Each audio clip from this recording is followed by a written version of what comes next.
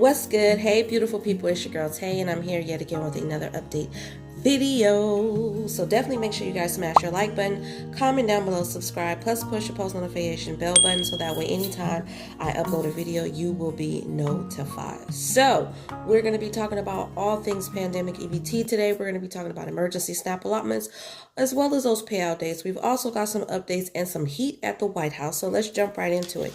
Starting things off, I'm pretty sure a lot of you guys have already gotten this information, but I'm going to give it to you anyways. But before I get to that, let me just remind you guys again, I am aware that someone is trying to use my channel name as well as my profile picture in order to get you guys to invest. I am not an investment spokesperson. You guys know this. I say this all the time. I'm not a finance person. I'm not certified in any of those occupations. So if you do see that anything asking you to invest in anything with my name, just know that it's not me. I want you guys to invest at your own risk, but just know that that is not coming from me. Okay. So let's talk about this child tax credit that's supposed to start in July. So it says it's official. The child tax credit payment schedule has been confirmed to start monthly in July. Now, what's important about this is that they've been going back and forth considering the fact that the IRS is behind with tax returns from the year 2019 as well as now the tax returns from the year 2020.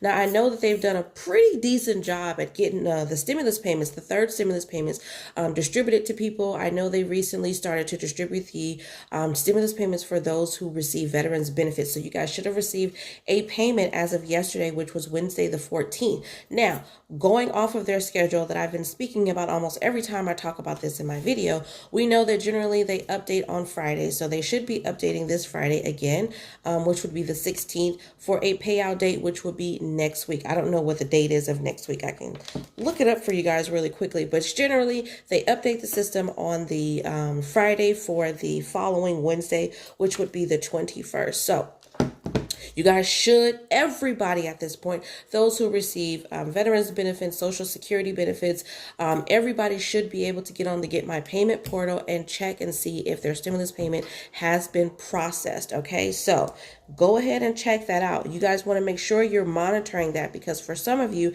depending on your particular circumstance, if they were unable to get some payment information for you, then they will give you the opportunity to go online through the Get My Payment portal and actually change and add some banking information if you want direct deposit. However, if you don't get on there in whatever amount of time that they give you to do that, then they will go ahead and just send you a mailed out check or a debit card. Okay. So let's talk about this. What do you call this? The child tax credit. So it says that on Tuesday, the IRS Commissioner Charles Reddick said that it is official. They are on track to get these payments going out starting in July. It says the monthly payments for the 2021 revised child tax credit will last until the end of the year. We know that they're still in negotiations, or at least talking about the thought of keeping this around permanently. Some wanted to stay around for maybe 4 years, but as of right now, it's only until the end of the year, with the rest of the money arriving when you file your taxes for last year. Now, I did speak about this in another video. There was something called the clawback. So you guys want to be careful with that for those of you who are planning on actually utilizing this and getting those monthly payments from July 2021 all the way to the end of December 2021. If they are calculating, they're calculating your 2021 income based off of what they have for 2020. So let's say you make more money in 2021, there's a possibility that you may end up having to pay some of this credit back. Okay, so just, I want you guys to have all that information and just be aware, because they don't have your 2021 income as of yet. So you may end up making more. Now, obviously, if you make less, there won't be too much of a big deal. But whatever, if you don't fall within the parameters of the income, you will have to pay some money back. So just be mindful of that. Okay.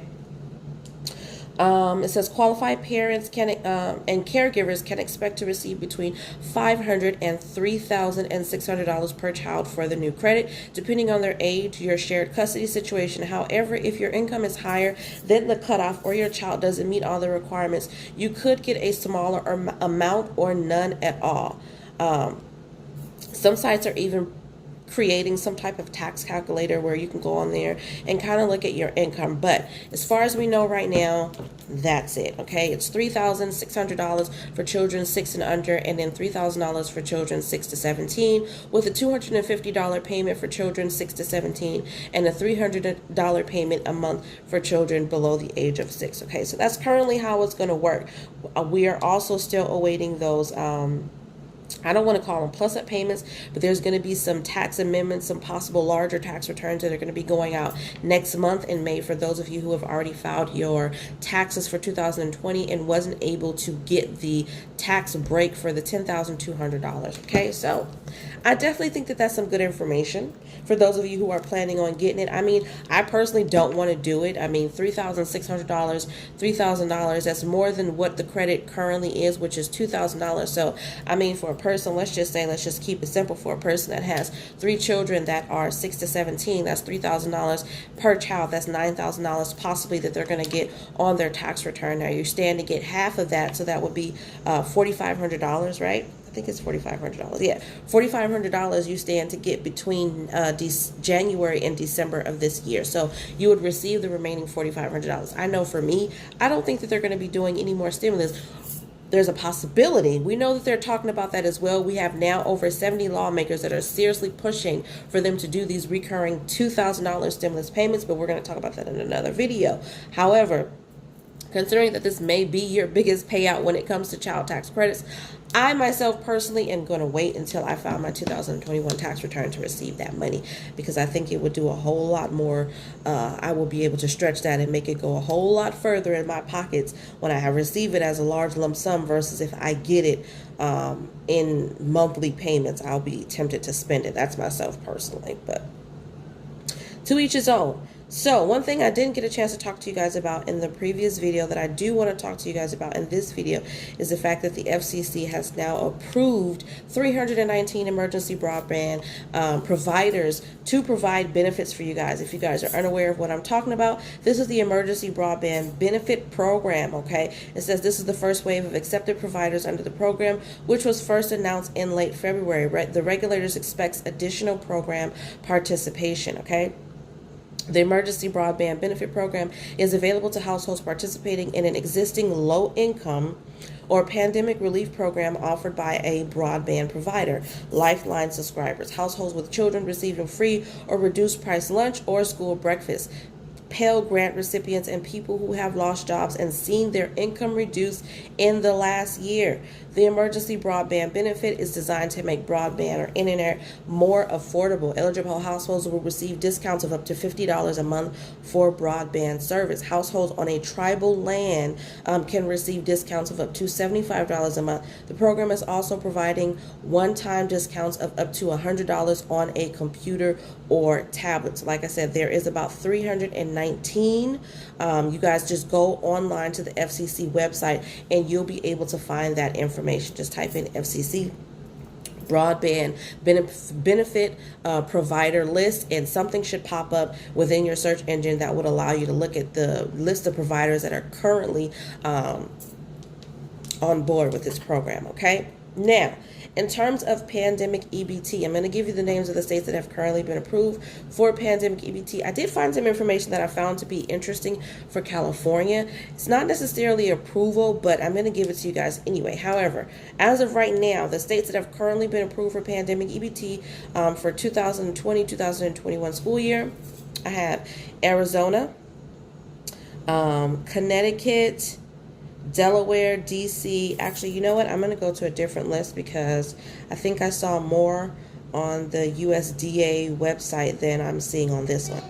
Okay, so I have Arizona, Colorado, Connecticut, Delaware, DC, Florida, Hawaii, Idaho, Illinois, Indiana, Iowa, Kentucky, Massachusetts, Michigan, Minnesota, Montana, Nebraska, New Mexico, New York, North Carolina, North Dakota, Ohio, Pennsylvania, Puerto Rico, Rhode Island, South Carolina, Tennessee, Texas, Utah, Vermont, Virginia, Washington, West Virginia, and Wisconsin. So those are the names as of right now that have currently been approved for pandemic EBT.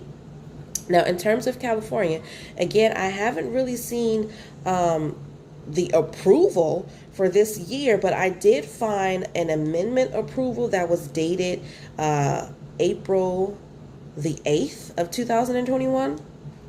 So I'm going to read you guys that. It says amendment approval for California. I don't know what it was that they were amending, okay? California proposes to amend its school year 2019-2020 pandemic EBT plan to issue benefits to children who were previously determined eligible for benefits but did not receive them.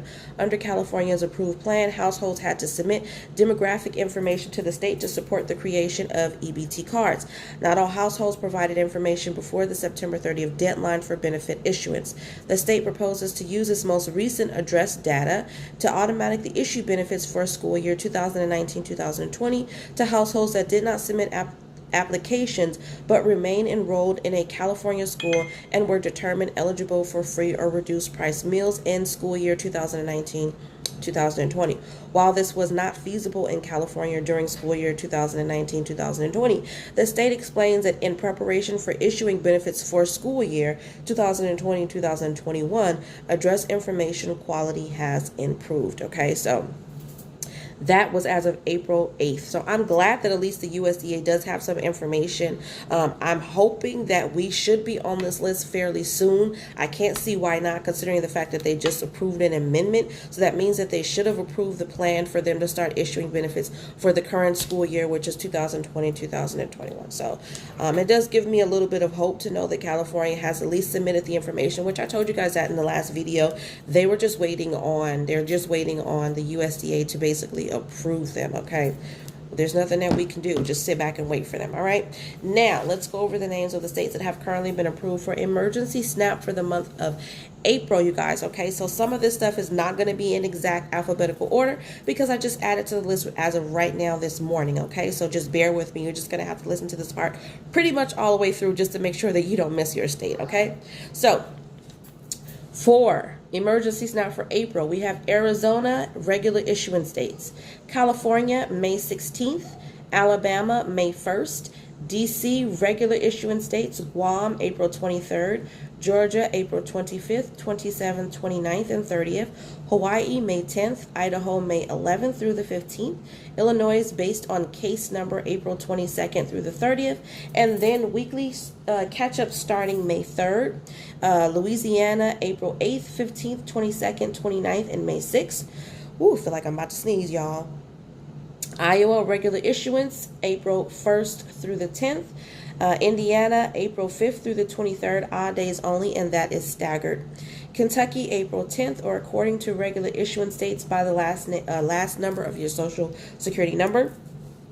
Maryland, all month long. Montana, April 7th, and the new apps on your regular issuance dates. Michigan, April 20th through the 30th.